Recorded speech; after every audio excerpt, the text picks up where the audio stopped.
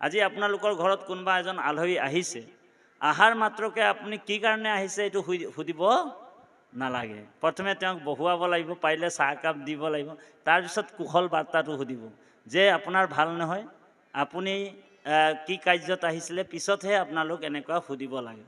কিন্তু আমাৰ মানুহবিলাকে এইটো ভুল কৰে। তেওঁ আহিলে যিমান সোনকালে পাৰোঁ ঘৰৰ পৰা ওলাই দিবলৈহে চেষ্টা কৰোঁ। অ' হৰি, বিদায় হ'লেহে ভাল পাওঁ। অতিথি সেৱাটো আমি বেয়া পাওঁ। অতিথি সেৱাটো হৈছে অতিথি দেৱ ভৱ বুলি কৈছে, অতিথি দেৱতাৰ স্বৰূপ বুলি কৈছে। আপোনাৰ ঘৰত যদি কোনোদিন অতিথি নাহে বা ভকত বৈষ্ণৱ নাহে, আপোনাৰ ঘৰটো ঘৰ হৈ নাথাকে, হা, এইটো মৰিশালী হ'ব। অ' হৰি, অ' ৰাম। সেইকাৰণে আজি আহিছে, এইটো আমি সংস্কাৰটো ল'ব লাগিব। আৰু এটা সংস্কাৰ ল'ব লাগিব, শিৱৰ পৰিয়ালৰ পৰা ল'ব লাগিব। শিৱৰ পৰিয়ালবিলাক চাব দেই, আপোনাৰ শিৱৰ মানে ডিঙিটোত থাকে সাপ, হয়নে বাৰু?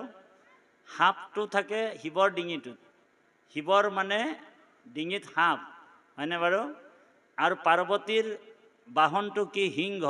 শিৱৰ বাহনটো কি? গৰু। আপুনি গৰু আৰু সিংহক যদি একেলগে এৰি দিয়ে আমাৰ এই পৃথিৱীখনত, কি হ'ব বাৰু? আও কৰি খাই পেলাব নাই?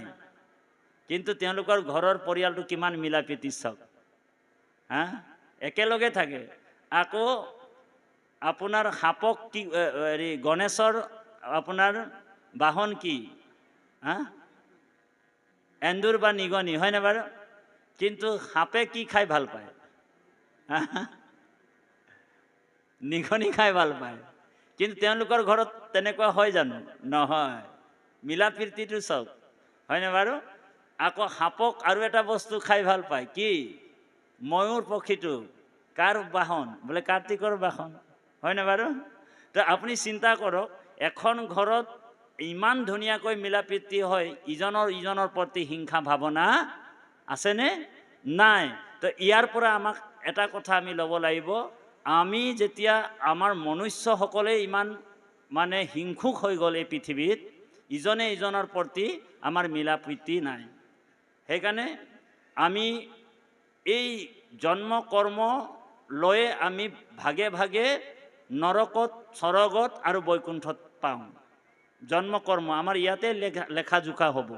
আমাৰ জন্ম কৰ্ম, আমি কৰ্মটো কি কৰিছোঁ।